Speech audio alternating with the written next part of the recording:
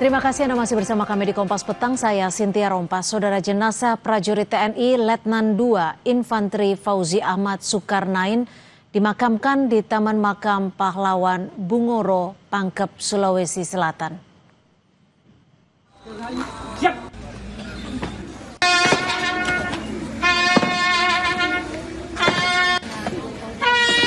Letnan II Infantri Fauzi Ahmad merupakan seorang prajurit yang gugur dalam tugas saat kontak tembak dengan KKB di Papua Sabtu kemarin. Almarhum merupakan lulusan Akademi Militer tahun 2023 dan terakhir menjalankan tugas pengamanan di perbatasan sebagai anggota Satgas Pamtas Statis RIPNG Yonif 753 AVT. Kepergian almarhum membuat keluarga begitu terpukul. Apalagi usianya saat ini masih 24 tahun.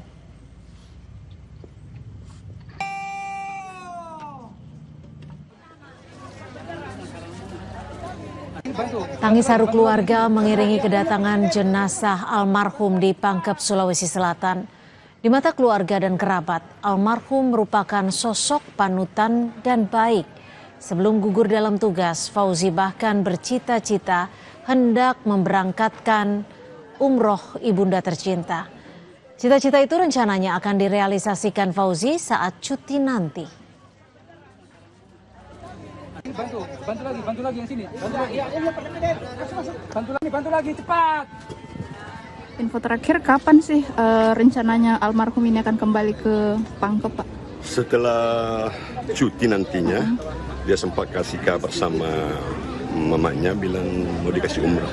Penjara penempatan memang di sana. Oh, kurang lebih 2 tahun di sana. Ini anak sangat kanu sekali sama keluarga. Kalau dikata anak saleh.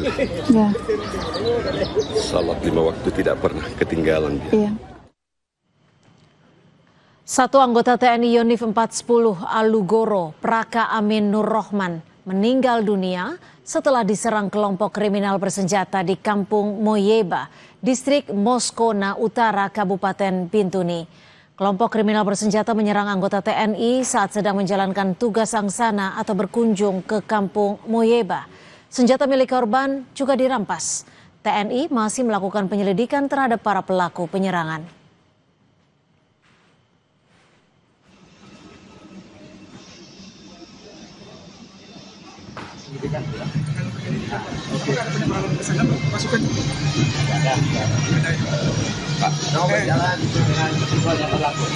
Siap. Terima kasih, Pak.